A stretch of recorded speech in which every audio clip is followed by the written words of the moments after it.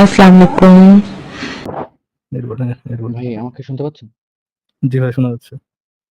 ভাইয়া মোহাম্মদ সাল্লাল্লাহু আলাইহি নিয়ে মানে ম্যাক্সিমাম যত অভিযোগ করা হয় এগুলা বেশিরভাগই দেখা যায় নবুয়তের পরের ঘটনা, মানে ওনার নবুয়ত প্রাপ্তির পরের ঘটনা। তো ওনার নবুয়ত প্রাপ্তির আগে কি আচ্ছা, তেমন কোনো গুরুতর অভিযোগ আছে ওনাকে নিয়ে? মানে আমি আরেকটু অ্যাড করি ভাইয়া। না মানে মনে নাই, কেননা নবুয়ত প্রাপ্তির আগে তার সম্পর্কে তো ভাই লেখাই হয় না এরকম করে, মানে অত ডিটেল। নবুয়তের পরে যখন হচ্ছে আপনার সে অ্যাকচুয়ালি মদিনাতে মাইগ্রেট করে, তখন যখন তার হচ্ছে আপনার একটা বড় দল দল টল হয়, যখন তার যখন কোরআনের আয়াত থেকে হাদিসের সংখ্যা বেড়ে যায়, তখন হচ্ছে তো মোহাম্মদের প্রত্যেকটা জিনিস নোট ডাউন করা হয়। এর আগ পর্যন্ত তো মোহাম্মদের প্রত্যেকটা জিনিস এরকম নোট ডাউন করা হয় না। যদি করা না হয়, সেখানে তো মোহাম্মদ সম্পর্কে কমপ্লেনও থাকার কথা না, তাই না ভাই এডওয়ার্ড?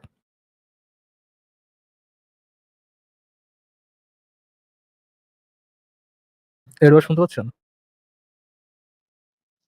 জি ভাইয়া, শুনতে পাচ্ছি। মানে আমি আরেকটু অ্যাড করি যে এই সেম উত্তরটাই আমি আমার কিছু ফ্রেন্ড থেকে পাইছি। মানে আপনি মাত্র যেটা বললেন এই টাইপেরই, যে যেহেতু উনি ফেমাস ছিলেন না, ওনাকে নিয়ে তেমন কোনো লেখা হয়নি। একটা কথা হচ্ছে যে ওনাকে নাকি আলামিন বলা হয়তো। উনি অনেক বিশ্বস্ত ছিলেন। ইভেন আপনার উনি ধর্মের দাওয়াত দেওয়া শুরু করছেন, তারপরে ওনাকে আমার কাছে অনেক আমানত গচ্ছিত রাখতো, ইভেন কাফির মুশরিকরাও। তো এটা কি ভাইয়া ট্রু, নাকি জাস্ট এই সেই বুড়ির গল্পের মতো?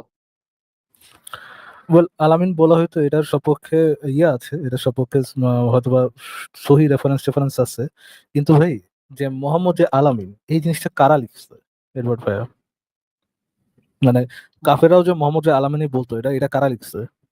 আচ্ছা, মানে এটা কি ইসলামিক ওয়েতেই আসছে, মানে যারা ওনার ফেভারে আর তো লিখছে কোনো ওনারাই আর লিখছেন তো কোনো এরকম লেখা কিছু? নাই। মোহাম্মদ কোরআন হাদিসে তো ভাই ইহুদি খ্রিস্টানের কোনো লেখা নেই, বা পৌত্তলিকদের কোনো লেখা তো নেই, লেখা আছে? আহ, না। তাহলে ভাইয়া তো মানে অভিযোগের যে জায়গাগুলা। যেমন ওই আপনি যদি ওই লেখাগুলাকে আপনি যদি প্রায়োরিটি দেন, যে ওই লেখা যেটা লিখছে তাহলে নিশ্চয়ই সঠিকই লিখছে, এরকম প্রায়োরিটি তো যদি দেন, তাহলে কিন্তু হিস্ট্রিক্যাল ডকুমেন্টেশন অনুযায়ী আমাদের আমাদের আপাকেও কিন্তু ওই যে কওমি জননী উদাহরণ দেওয়া হয়েছিল। আচ্ছা ভাইয়া, না আমি বলতে চাচ্ছি যে তাহলে ওনাকে নিয়ে যে সমস্ত অভিযোগ করা হয় এগুলা তো ইসলামিক রেফারেন্স থেকে, তাহলে স্কলার এগুলাকে বাদ দেন নাই কেন?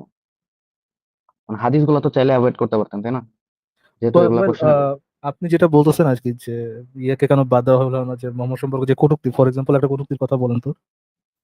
আচ্ছা, ওই যে জাউনিয়া রিলেটেড ওই কি কাপড় টাপড় পরিয়ে তো দেওয়া হয়তো রিলেটেড বা একটা তারা হাদিস ছিল ওইটাকে না? তারা ওই কটূক্তি হিসেবে মনেই করে নাই, অ্যাজ ইউজুয়াল কাজ মনে করছে। ফর এক্সাম্পল মানে ধরেন, এটা যে। ফর আচ্ছা বলেন। এক্সাম্পল ধরেন এই যে শেখ হাসিনা সম্পর্কে যে ইয়ে ট্রাইব্যুনাল করা হয়েছে, ট্রাইব্যুনাল করা শেখ হাসিনার যে বিচার চলতেছে, বিচারে শেখ হাসিনার সপক্ষে একজন লয়ার দেওয়া হয়েছে, যে লয়ারটা হচ্ছে পুরোটাই জামাতের প্রোডাক্ট। সে হচ্ছে 5 তারিখে শেখ হাসিনা নিজে ফাঁসি চাইছিল।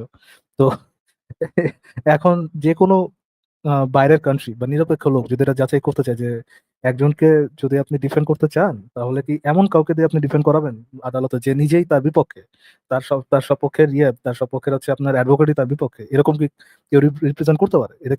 এটা কি আর কি সেন্স মেক করে কিনা? না, সেন্স মেক করে না, বাট এটা ঘটতেছে। কেন ঘটতেছে? 'Cause এই যে এই সরকারের বেশিরভাগ লোকজন এটা মেনে নিচ্ছে, মনে করতেছে এটাই ঠিক আছে।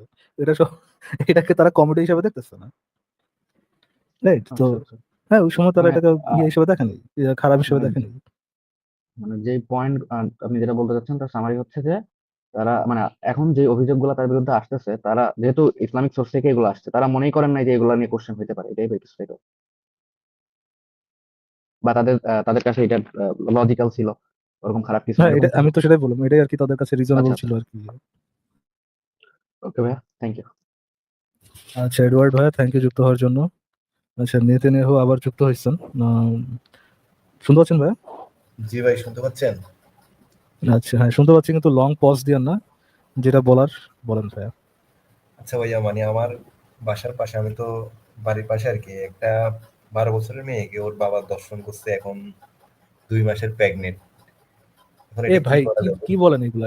কি বলেন এগুলা? জি ভাই, আমি আপনাকে ফেসবুকে লিংক দিছি রে, কান থেকে রক্ত হয়ে গেল বলে না। এটা কি করা যায় ভাই? মানে এটা কোনো, যা দেখতেছি সবাই দামাচাপা দেওয়ার চেষ্টা করতেছে। একটু আগেই ভাই আমি একটু খাওয়া দাওয়া করছি, আপনি ভাই বমি টমি করে ফেলাবেন এখন? এটা C C C C C C, police মা- কমপ্লেন করেন আর কি করবেন? মানে নিজের বাবা, এখন এটা কি করা যায় ভাই? আপনাকে আমি এফবিতে এটা তো স্ট্রেট আপ রেপ, 12 বছরের একটা বাচ্চা, স্ট্রেট আপ রেপ। কিছুই হইতেছে না ভাই, নিজের বাবা এই কাম করছে, তাও একদিন দুদিন না, টানা 2 বছর দর্শন করে আসতেছে। আচ্ছা ঠিক আছে ভাই, এই নিয়ে আর কি বলবো ভাই, হাত পা শিরশির করতেছে ভাই।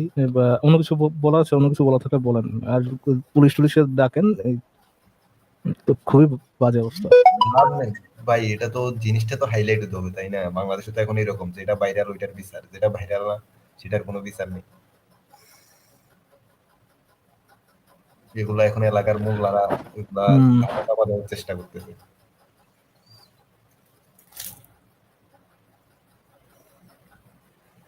আচ্ছা ঠিক আছে ভাই, থ্যাংক ইউ তাহলে যুক্ত হওয়ার জন্য। আমাদের নেক্সট কাছে যাবে। আহ